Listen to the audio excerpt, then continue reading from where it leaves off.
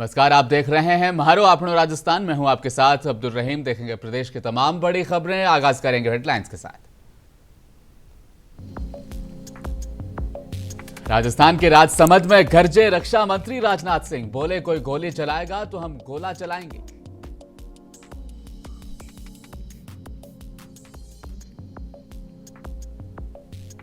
राजस्थान में 25 स्थानों पर ईडी की छापेमारी, मंत्री महेश जोशी समेत आईएएस सुबोध के दफ्तर पर भी पहुंचे अधिकारी।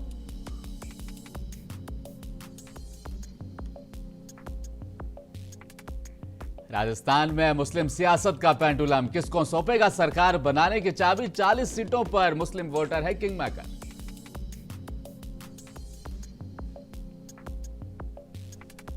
दिल्ली की एयर इमरजेंसी का असर अब राजस्थान में भी, श्रीगंगानगर में सबसे खतरनाक एक्यूआई।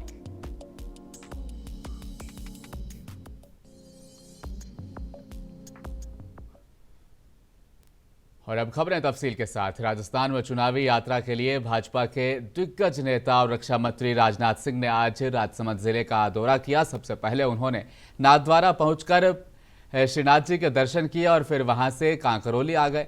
यहां पुराना बस स्टैंड परिसर में भाजपा प्रत्याशी दीप्ति माहेश्वरी के समर्थन में एक जनसभा आयोजित की गई, जिसे रक्षा मंत्री ने संबोधित किया। राजनाथ सिंह ने कहा कि भारत अब वह भारत नहीं रहा, अब हम धरती तक ही नहीं सीमित हैं, चंद्रमा तक पहुंच गए हैं। कोई माइका लाल हमें आंख नहीं दिखा सकता, हम सीमा पर जाकर सक्षम जवाब दे सकते हैं।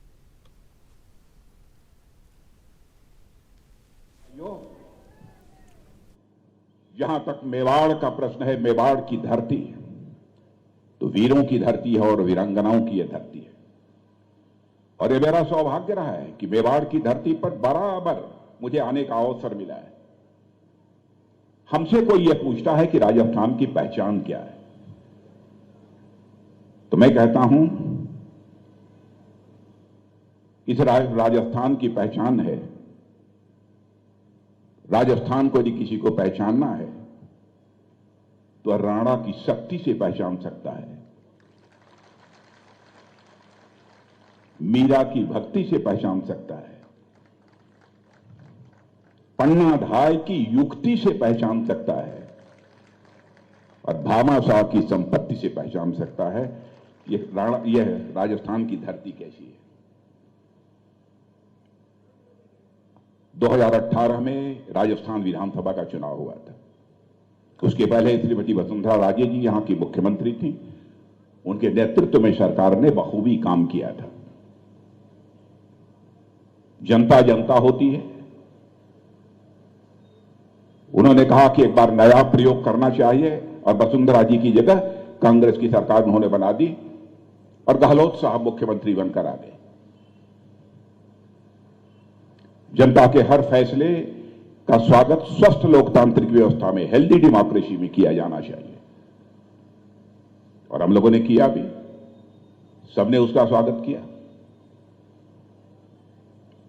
लेकिन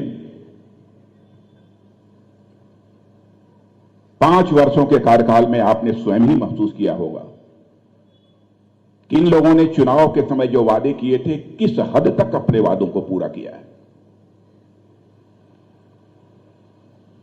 बहनों भाइयों, चाहे व्यक्ति हो, चाहे कोई संगठन हो अथवा कोई सरकार हो, ऐसी होनी चाहिए कि जो कहे उसे करे। उसके कृति और कथन में और करने में कोई अंतर नहीं होना चाहिए। और मैं समझता हूं राजस्थान की सबसे बड़ी पूंजी है तो यही है। लेकिन कांग्रेस ने जो कुछ भी कहा था, किस हद तक उसे अपने वादों को पूरा किया है, यह मैं नहीं कहना चाहता, आप सब अच्छी तरह जानते हैं। आचार संहिता लागू होने के बाद से ही राजस्थान में प्रवर्तन निदेशालय यानी ईडी की ताबड़तोड़ कार्रवाई जारी है। आज भी जल जीवन मिशन घोटाले से जुड़ी मनी लॉन्ड्रिंग मामले में कार्रवाई करते हुए ईडी ने कुछ मंत्रियों और आईएएस के परिसरों सहित कई स्थानों पर छापे मारे हैं। आधिकारिक सूत्रों ने बताया है कि पीएचई विभाग के अतिरिक्त मुख्य सचिव आईएएस सुबोध अग्रवाल के परिसर सहित दौसा और राज्य की राजधानी जयपुर में कुल मिलाकर पूरे राजस्थान में 25 ठिकानों पर छापे मारे जा रहे हैं। छापेमारी वाली जगहों में मंत्री महेश जोशी का दफ्तर भी शामिल है। सूत्रों की माने तो इस मामले से जुड़े कुछ अन्य व्यक्तियों के खिलाफ भी पीएमएलए के प्रावधानों के तहत कार्रवाई की जा रही है। केंद्रीय एजेंसी ने इस मामले में सितंबर में भी इसी तरह की छापेमारी की थी।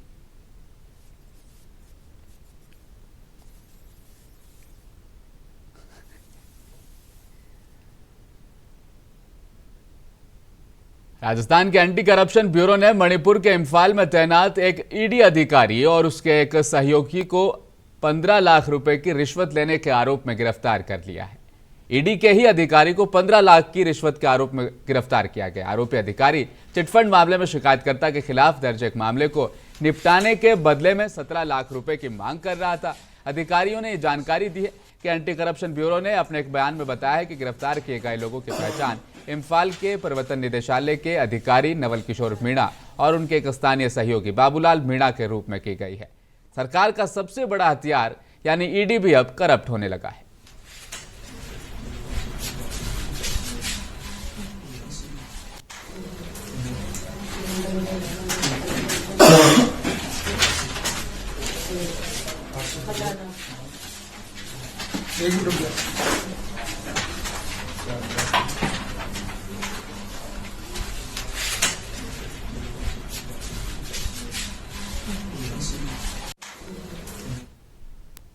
और राजस्थान में बीजेपी ने विधानसभा चुनाव के प्रचार को धार देने के लिए स्टार प्रचारकों की लिस्ट जारी कर दी। इसमें पीएम नरेंद्र मोदी, जेपी नड्डा, अमित शाह, राजनाथ सिंह और वसुंधरा राजे समेत 40 नेताओं के नाम शामिल हैं। राजस्थान में बीजेपी विपक्ष में है और सत्ता में वापसी के लिए पूरा जोर लगा चुकी है। बीजेपी के स्टार प्रचारकों की लिस्ट में नितिन गडकरी, योगी आदित्यनाथ, शिवराज सिंह चौहान, हिमंता बिस्वा शर्मा, पीयूष गोयल, प्रहलाद जोशी, धर्मेंद्र प्रधान, स्मृति ईरानी, गजेंद्र सिंह शेखावत, भूपेंद्र यादव, अनुराग ठाकुर, अर्जुन राम मेघवाल के नाम भी शामिल हैं। इनके अलावा भी कई दिग्गजों को शामिल किया गया है।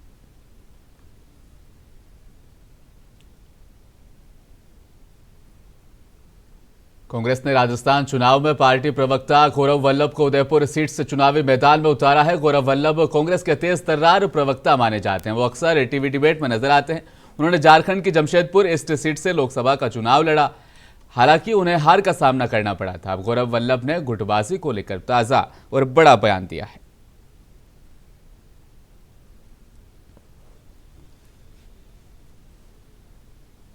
मैं आपको यकीन दिलाता हूं और वादा करता हूं आपसे यहां खड़ा हूं, मेरा सिर्फ एक ही गुट होगा, वो मल्लिकार्जुन खड़गे साहब का गुट होगा, राहुल गांधी का गुट होगा, सोनिया गांधी का गुट होगा, प्रियंका गांधी का गुट होगा। मेरा कोई पर्सनल गुट नहीं होगा। इस बात को रिकॉर्ड करना सारे युवा कार्यकर्ता लोग, इसको रिकॉर्ड करके रखिएगा। मेरा एक ही गुट होगा जिसमें हाथ के पंजे का गुट होगा और कोई गुट नहीं होगा। मैं यहाँ गुट बनाने नहीं आया हूं। और जो लोग भी मेरे को अपना प्यार, समर्थन जो कुछ देना चाहे मैं स्वीकार करूंगा, ना देना चाहे तो भी उनके हर अवसर पर मैं खड़ा मिलूंगा। ये मेरा उनसे वादा। उनके भी स्वाभिमान के लिए हाथ के पंजे का निशान वाला प्रोफेसर गौरव वल्लभ हमेशा उपलब्ध होगा। उनके भी स्वाभिमान, उनके कार्यों के लिए, उनके कोई इश्यूज के लिए मैं हमेशा खड़ा होऊंगा। मेरा कोई गुट नहीं होगा, ये मेरा आपसे वादा है। और कोई भी गुट नहीं रहने भी नहीं दूंगा, ये भी ध्यान रखना। ना तो मैं गुट बनाऊंगा और सारे गुटों को धराशायी करने की वादा मैं लेके दे। कभी कांग्रेस के दिग्गज नेता रही ज्योति मिर्धा ने बड़ा झटका दिया है। उनके बीजेपी ज्वाइन करने के बाद अब कांग्रेस का कुंभा बिखरता दिख रहा है, जिसका असर नागौर की जायल सीट पर देखने को मिल रहा है, जहां 3 दर्जन से अधिक सरपंचों ने बीजेपी प्रत्याशी को समर्थन देने का ऐलान किया। इस मामले में ज्योति मिर्धा की अहम भूमिका रही। वहीं कई कांग्रेसी और आरएलपी समर्थकों ने बीजेपी का दामन भी थाम लिया। इस पूरे घटनाक्रम से जायल में कांग्रेस प्रत्याशी मंजू मेघवाल के लिए मुश्किलें अब बढ़ती नजर आ रही हैं। टिकट कटा नहीं है। मोहन जी हमारे बहुत ही सीनियर हैं और आप लोगों को ये जानकर के बड़ा आश्चर्य होगा कि हम प्लास्टिक की कुर्सी नहीं छोड़ते। और मोहन जी ने आज से 1.5 साल पहले अपनी मंशा जाहिर कर दी थी संगठन में और पार्टी में कि भाई आने वाले चुनाव में मैं चुनाव नहीं लड़ना चाहता।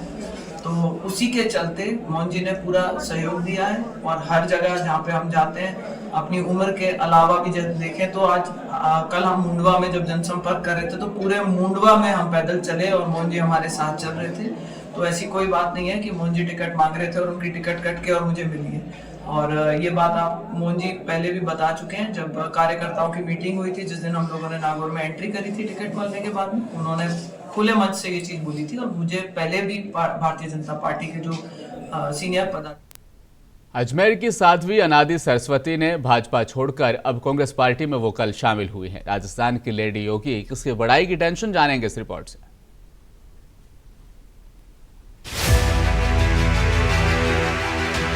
साध्वी अनादि सरस्वती भाजपा से बागी हो गई हैं। भाजपा से इस्तीफा देकर आज कांग्रेस पार्टी को ज्वाइन कर लिया है। इसके बाद तो साध्वी अनादि हर जुबां पर चर्चा का मौजू बन गई है।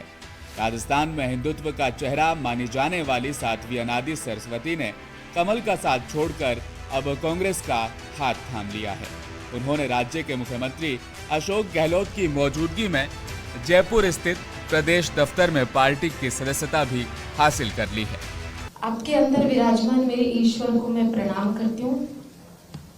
आज हमारे जीवन का एक बहुत बड़ा क्रांतिकारी दिन है और जिस विषय पे हम काम कर रहे हैं उस विषय को मैं बताना चाहूँगी, गहलोत साहब ने वास्तव में करने में नहीं, करने में विश्वास किया है, कहने में नहीं। कुछ लोग हैं जो कहने के धनी हैं, हम कहने के भी धनी हैं और करने के भी धनी हैं। काम बोलता है। आदमी को कहते हैं ना कि परिचय की आवश्यकता नहीं पड़ती यदि आदमी का काम और कर्म मजबूत होता है।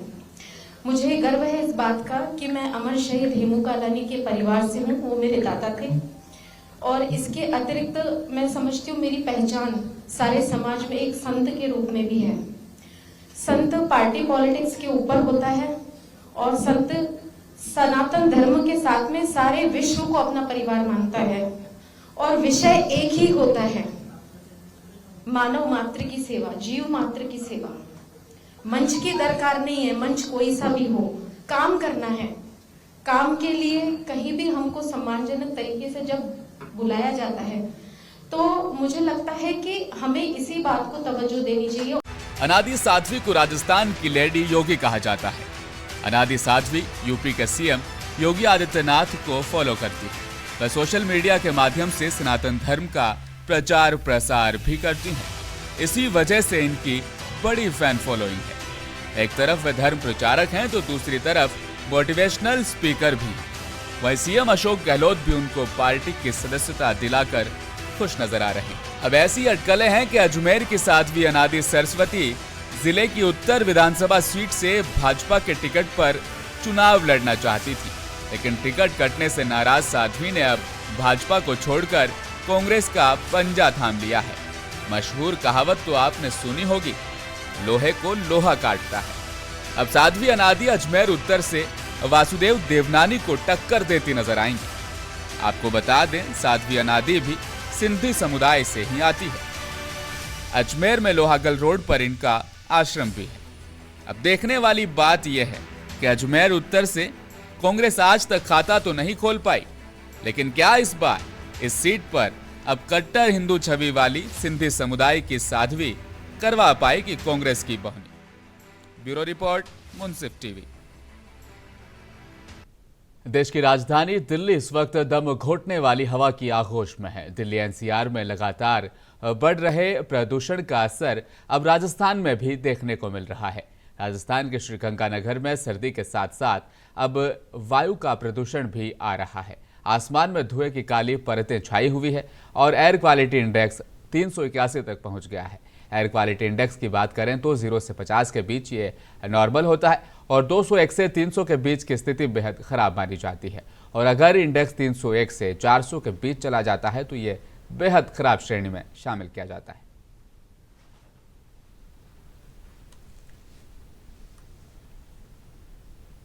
राजस्थान में मुस्लिम सियासत का पेंडुलम किसको सौंपेगा सरकार बनाने की चाबी। एक तरफ राहुल गांधी, जिसकी जितनी हिस्सेदारी उसकी उतनी भागीदारी का नारा बुलंद कर 2024 में मुल्क में बराबरी का हसीन सपना बुन रहे हैं, लेकिन राजस्थान में मुस्लिम वोटर्स किस पर जताएंगे भरोसा और क्यों, जानेंगे जयपुर से हमारे सहयोगी प्रवीण दत्ता के इस रिपोर्ट से। आप देखिए रिपोर्ट में लेता हूं आपसे इजाजत। देखते रहिए मुंसिफ टीवी न्यूज। नमस्कार।